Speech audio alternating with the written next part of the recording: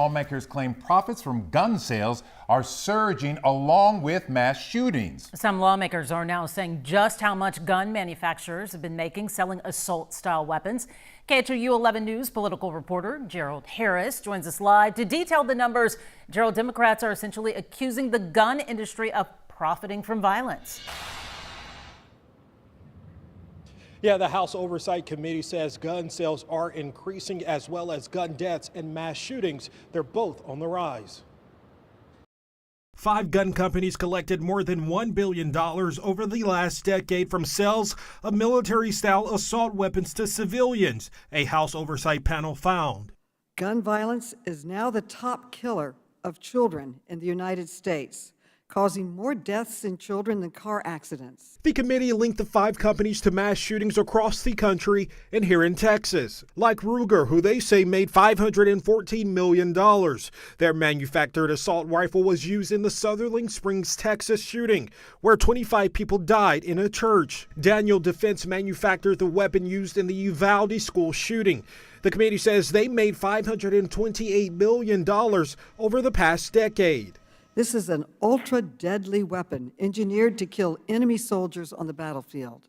The committee, led by Democrats, included statements by family of gun violence victims. This picture was taken on her first communion on May 10th.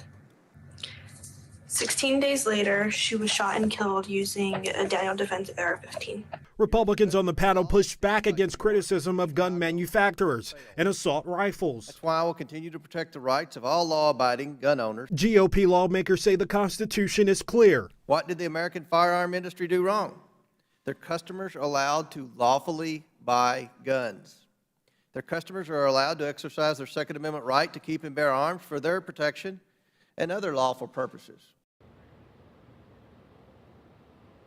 And what could come out of a committee like this is a move to ban the AR-15 or similar style weapons. However, on the Senate side, there simply isn't enough votes to restrict the sales of assault style weapons. Mia? Discussions for now. Gerald Harris detailing them all. Thank you. People in Uvalde, of course, have strong feelings about the sale of assault weapons after 19 students and 2 teachers were killed at Robb Elementary. And joining us now for the first time since the tragedy to answer questions about the investigation is Governor Greg Abbott. Governor, thank you for taking the time. We have a lot of ground to cover here. Sure. First, May 27th, 3 days after the massacre, you said you were misinformed and misled about the actions of officers. Governor, who misled you? So the people who provided the information that I wrote down on those notes that I made public that anybody can see were the people around the table, including law enforcement at every level, whether it be federal, state, or local. They provided the information that I wrote down that I then left that room and went out to the public and recited that information. As we all now know, that turned out to be erroneous. Part of it did, at least anyway. And then more importantly, as more information has surfaced, such as the videotape, we've learned even more. Our goal, the goal of all of us, is to ensure that the public is going to get to know every detailed fact about exactly what happened here. And because of the videotape, the audio tape, as well as the multiple investigations that are still taking place as we speak right now, we will have a minute-by-minute checklist of exactly what happened. All right, so Governor, the most important thing is that the people of Uvalde and the families get to know what happened. So you just talked about there are a lot of people in the room who gave you the wrong information. I wonder, will there be consequences for the people who gave you that information that day? So listen, there's going to be consequences up and down the board, whether it be people in that room that day or others who were involved in the reaction to this tragic shooting.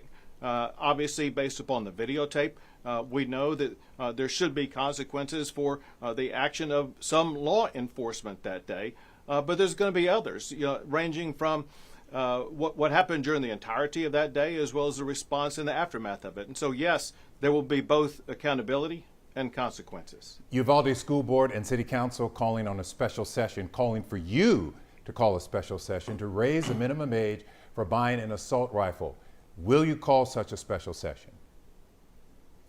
So what I've done already is I issued a charge to the Texas House and Texas Senate to begin investigating any and all matters concerning what happened in Uvalde, as well as what we as a state need to do to respond to that tragedy.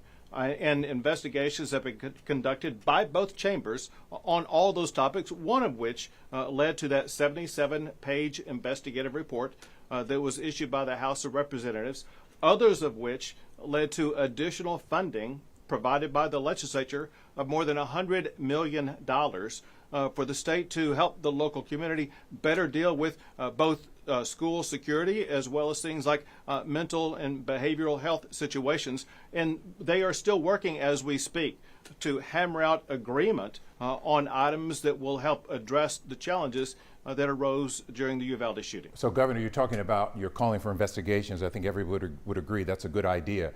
But will you, in fact, call a special session specifically about raising the limit on who can buy an assault weapon?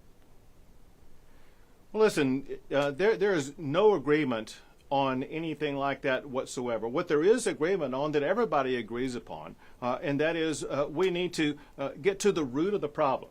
The root of the problem that was abundantly clear with regard to the shooter there in Uvalde was a very serious mental health issue. It was clear to members of the community long before the shooting took place. In fact, the nickname of the shooter was school shooter. We need to get back to two situations. One, when you see something, say something. But a bigger issue is we need, as a state and as a country, to understand there are people with mental health challenges whose challenges need to be addressed, and we need to begin to address those challenges. I want to point this out very importantly, because in the aftermath of what happened in the Santa Fe shooting, since then, we've appropriated about $16 to $15 billion to address mental health in the state of Texas, including behavioral health issues in schools, and created a program that reached about 300 independent school districts around the state. Unfortunately, it had not reached the Uvalde ISD at the time of this shooting. Right, and that's very unfortunate. Governor, when will you order DPS to release their body cam footage from the day at Robb Elementary?